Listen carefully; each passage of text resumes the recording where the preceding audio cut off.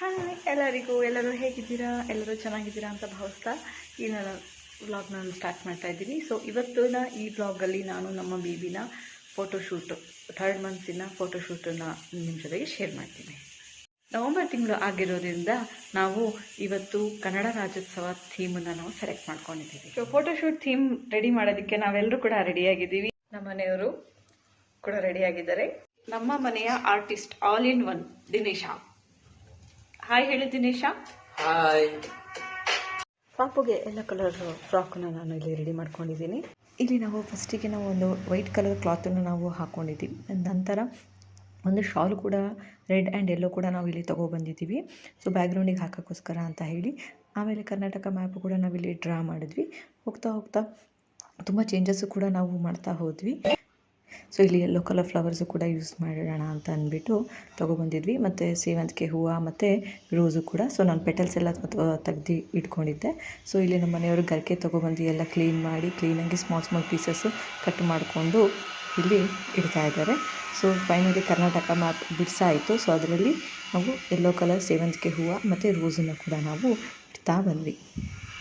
ನಿಜವಾಗ್ಲೂ ನನ್ನ ಮಗಳಿಗೆ ಫೋಟೋಶೂಟ್ ಮಾಡಿಸೋದು ಅಂದರೆ ಭಾರಿ ನನಗೆ ಒಂಥರ ಇಷ್ಟ. ಅದರಲ್ಲೂ ಡಿಫ್ರೆಂಟಾಗಿ ಥೀಮನ್ನು ನಾನು ಮತ್ತು ನಮ್ಮ ಮನೆಯವರು ಸೆಲೆಕ್ಟ್ ಮಾಡಿಕೊಂಡು ಮಾಡ್ತೀವಿ. ಸೊ ಫೈನಲಿ ಈಗ ರೆಡಿಯಾಗಿದೆ ನೋಡಿ. ಈ ಥರ ಒಂದು ಥೀಮಲ್ಲಿ ನಾವು ಮಾಡಬೇಕು ಅಂತ ಅಂದ್ಕೊಂಡಿದ್ವಿ. ಸೊ ಫೈನಲಿ ನಮ್ಮ ಥೀಮ್ ರೆಡಿಯಾಗಿದೆ. ಸೊ ಬನ್ನಿ ನಮ್ಮ ಏಂಜಲಿಗೆ ಕರ್ಕೊಂಬರೋಂಥ ಸಮಯ.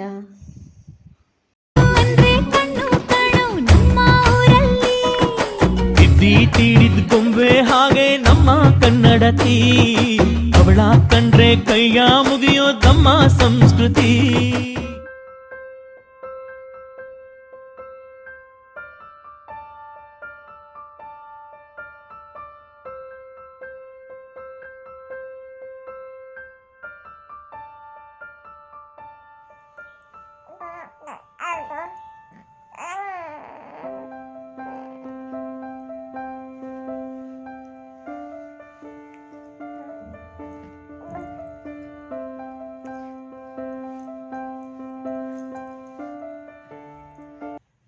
ಸೊ ಎಲ್ಲ ವರ್ಕು ಮುಗಿಸ್ಕೊಂಡ್ಮೇಲೆ ಸ್ವಲ್ಪ ಈವ್ನಿಂಗು ನಾನು ತಲೆಗೆ ಎಣ್ಣೆ ಕೂಡ ನಾನು ಹಾಕ್ಕೊಂಡೆ.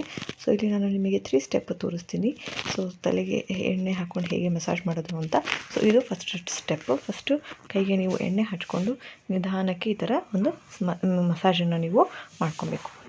ಓಕೆನಾ? ಸೊ ನಂಬರ್ 2 ಈ ಥರ ಮಸಾಜ್ ಮಾಡ್ಕೊಬೇಕು. ನಿಜವಾಗ್ಲೂ ತುಂಬ ರಿಲ್ಯಾಕ್ಸಾಗಿ ಅನಿಸುತ್ತೆ.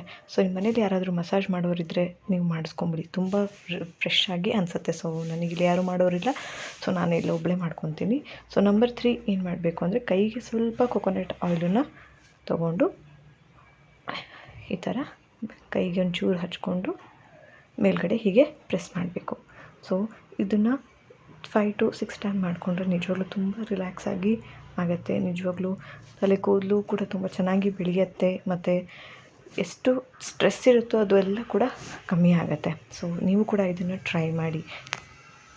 ಈ ಥರ ಮಸಾಜ್ ವೀಕ್ಲಿ 1 ಟೈಮ್ ಅಥವಾ ಮಂತ್ಲಿ 2 ಟೈಮ್ಸ್ ಮಾಡಿಕೊಂಡ್ರೂ ಒಳ್ಳೆಯದು.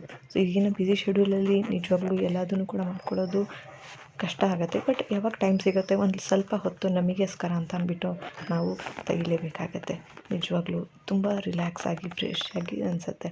ಸೊ ಈ ಎಲ್ಲ ವಿಡಿಯೋ ನಿಮಗೆಲ್ಲರಿಗೂ ಇಷ್ಟ ಆಗಿದೆ ಅಂತ ಅಂದ್ಬಿಟ್ಟು ಭಾವಿಸ್ತಾ ಈ ನನ್ನ ವಿಡಿಯೋ ಇಲ್ಲಿಗೆ ನಾನು ಮುಗಿಸ್ತಾ ಇದ್ದೀನಿ. Bye. See you soon in the next video.